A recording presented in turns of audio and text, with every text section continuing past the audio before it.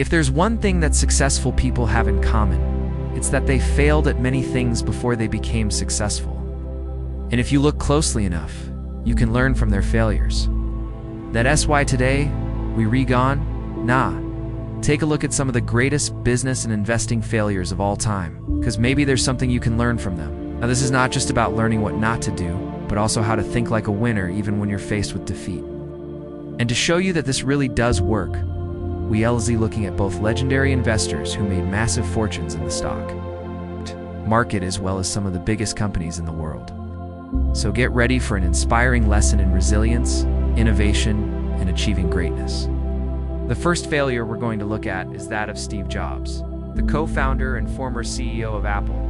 When he was 24 years old, Jobs wanted to develop a new software application for the Xerox Alto computer. So he went to Xerox PARC in California to check out the new machine.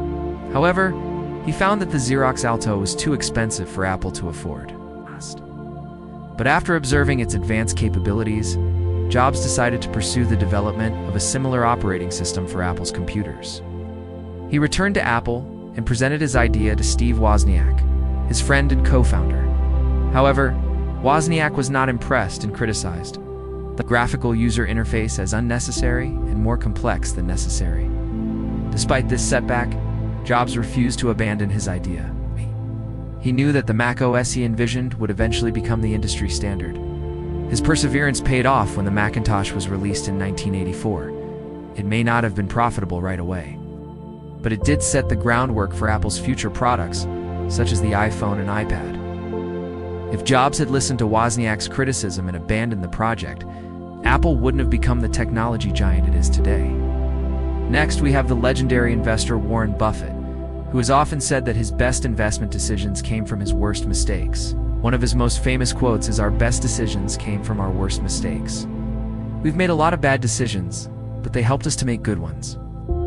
This quote perfectly encapsulates the importance of learning from your failures and adapting your strategy accordingly. Buffett is a prime example of this. He made his first investment in stocks at the age of 11, and by the time he was in his 30s, he had already built up a successful investment business. However, he suffered a major setback when he invested in a company called Dexter Shoes. At the time, Dexter seemed like a promising investment opportunity, but Buffett soon realized that the company's accounting practices were not up to par. Despite this, he held on to his shares for several years, hoping that the situation would improve. However, it never did, and Buffett eventually sold his shares at a significant loss. Although this was a major setback for Buffett, he learned an important lesson that would serve him well throughout his career. He learned the importance of due diligence and the need to thoroughly research any investment opportunity before committing his money.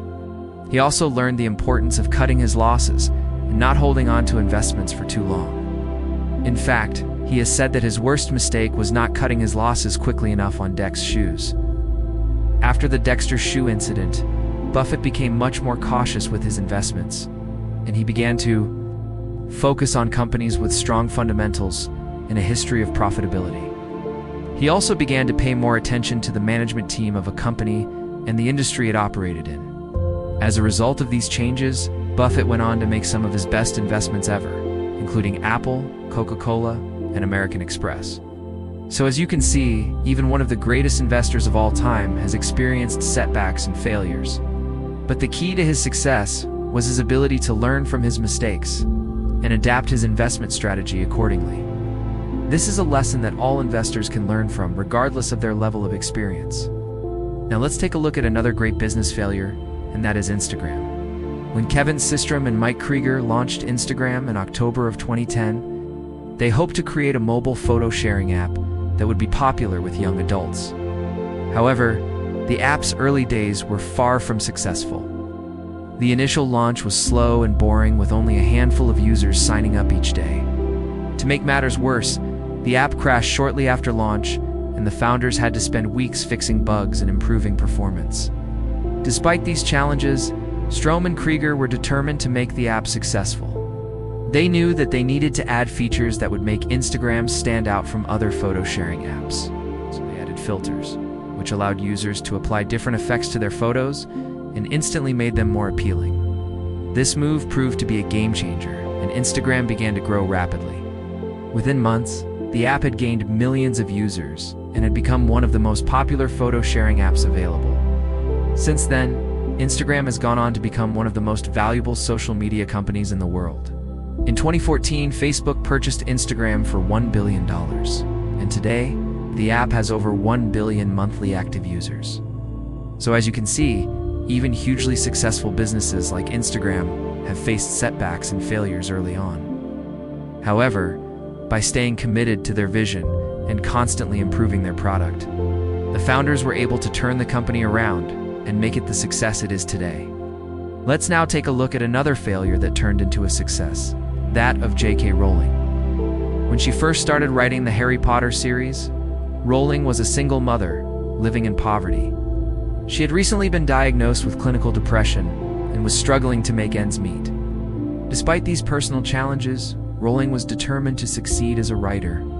She spent years developing the Harry Potter universe and writing the first book in the series, Harry Potter and the Sorcerer's Stone. However, her efforts were met with rejection after rejection from publishers. They didn't believe that a book about a boy wizard would appeal to young readers. Eventually, though, she found a publisher, and the book was released in 1997. It was a critical and commercial success, launching the Harry Potter phenomenon that would go on to capture the hearts and imaginations of readers around the world. Since then, the Harry Potter series has sold over 500 million copies worldwide and been translated into 80 languages. The series has also been adapted into a successful film franchise and theme park. Rowling's success has not been limited to the Harry Potter series. She has written other novels, including the Cormoran Strike series under the pseudonym Robert Galbraith. She has also been involved in numerous charitable causes, particularly those related to multiple sclerosis and children's charities. Despite facing numerous obstacles, including poverty, depression, and rejection from publishers, Rowling has achieved extraordinary success as a writer. Her story is an inspiration to anyone who has ever faced adversity and reminds us that success is often the result of hard work, determination, and the courage to keep trying even when the odds are stacked against you. Finally, let's take a look at Walt Disney, the man behind the Disney Empire. You probably know him as the creator of Mickey Mouse and the man responsible for some of the most beloved animated films of all time. But did you know that he was once declared bankrupt twice? The first time this happened was in 1930, when Disney was just starting out and trying to make a name for himself in the animation industry.